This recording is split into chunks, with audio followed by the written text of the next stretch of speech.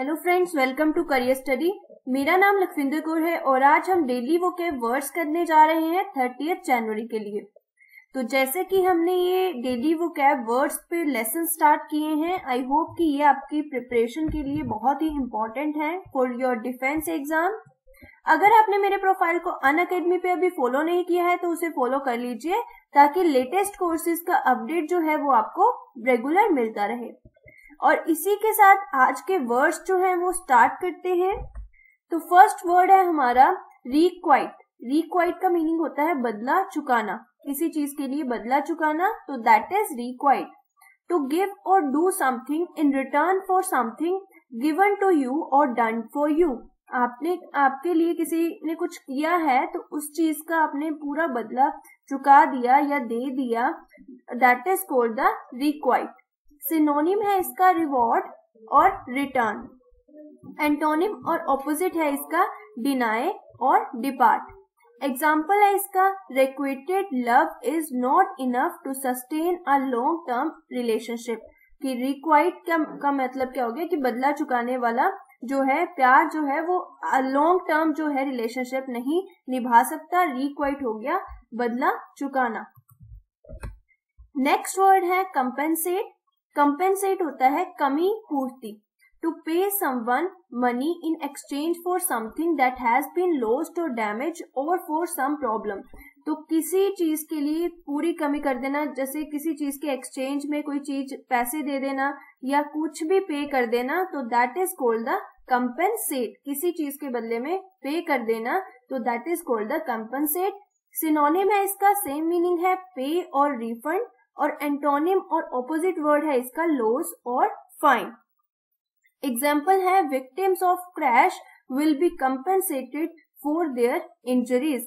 तो विक्टिम्स जो हैं उन्होंने जो है कमी पूर्ति कर दी कि उन्होंने पे कर दिया, पे बैक कर दिया। नेक्स्ट जो है हमारा word that is penalise. Penalise का मीनिंग होता है किसी को दंड देना। To cause someone a disadvantage. तो किसी को सजा देना, दंड देना, that is called the penalise. Synonym है इसका फाइन और कंडेम। एंटोनिम और ऑपोजिट वर्ड है एक्सक्यूज एंड असिस्ट। एग्जाम्पल है the present tax system penalise poor people. Next word है हमारा डोमेस्टिक। डोमेस्टिक वर्ड आपने शायद सुना भी होगा, घरेलू, बिलोंगिंग और relating to the home, house और फैमिली, तो that is called the domestic. Synonym और सेम मीनिंग है इसका प्राइवेट और फैमिली, और एंटोनिम और ऑपोजिट वर्ड है एलियन एंड फॉरेन। एग्जाम्पल है इसकी most domestic homes have 4 gas and electric rings. तो डोमेस्टिक का क्या मतलब हो गया, घरेलू, जो कि घर से रिलेटेड हो, होम, हाउस और फैमिली से रिलेटेड हो। नेक्स्ट वर्ड है रेटिफिकेशन। रेटिफिकेशन का मतलब होता है अनुसमर्थन, meaning the process of making an agreement official. कोई भी एग्रीमेंट है उसको ऑफिशियली बनाना, उस प्रोसेस को क्या कहते हैं, रेटिफिकेशन। सिनोनिम और सेम मीनिंग है इसका अप्रूवल और सैंक्शन, और एंटोनिम और ऑपोजिट मीनिंग है इसका डिसमे और reject. The agreement requires formal ratification by the league's athletic directors। कि जो हमें एग्रीमेंट चाहिए वो क्या होना चाहिए, ऑफिशियल होना चाहिए। Process of making an agreement official is called ratification. Next word है मेंटोर। मेंटोर होता है गुरु, जो कि हमारा टीचर हो, जिससे हम कुछ सीखें। A person who gives a younger और less experienced person help and advice over a period of time. तो बहुत टाइम तक अगर कोई किसी को एक पर्टिकुलर टाइम के लिए टीचिंग दे, उसको गाइड करे, तो that is called the mentor. Teacher को हम मेंटोर भी बोलते हैं। सिनोनिम हो गया टीचर एंड लीडर। एंटोनिम और इसका ऑपोजिट वर्ड है फॉलोअर। अब जब भी आप यूज करेंगे मेंटोर, टीचर वर्ड को यूज नहीं करना। याद रखने के लिए आप मेंटोर वर्ड को यूज कीजिए, और वैसे भी ये फॉर्मल लगता है। He acted as a business mentor to many young aspiring entrepreneurs। ये कैसे काम कर रहा है, बिजनेस मेंटोर, कि बिजनेस का जो टीचर है उसकी तरह सभी को सिखा रहे हैं। नेक्स्ट है स्पर्म। स्पर्न होता है तिरस्कार करना, to refuse to accept something और समवन, कि किसी चीज को रिफ्यूज करना, एक्सेप्ट करने से उसको एक्सेप्ट नहीं करना, तो that is called the spurn. Synonym और सेम मीनिंग है डिसडेन और डेस्पाइस, और एंटोनिम और ऑपोजिट मीनिंग है एक्सेप्ट एंड एडमायर। एग्जाम्पल है she spurned my offers of help. Next word है वेंडलाइज। वेंडलाइज का मीनिंग होता है उपद्रव मचाना, to intentionally damage property belonging to other people. अब इसका सिनोनिम क्या है? डिमोलिश करना और डैमेज करना, और एंटोनिम है इसका बिल्ड करना और कंस्ट्रक्ट करना। एग्जाम्पल है इसकी when I got back my car had been vandalise, कि बहुत ही ज्यादा जो है अंधेर मचा देना, बहुत ही ज्यादा डैमेज कर देना, तो that is called the vandalised.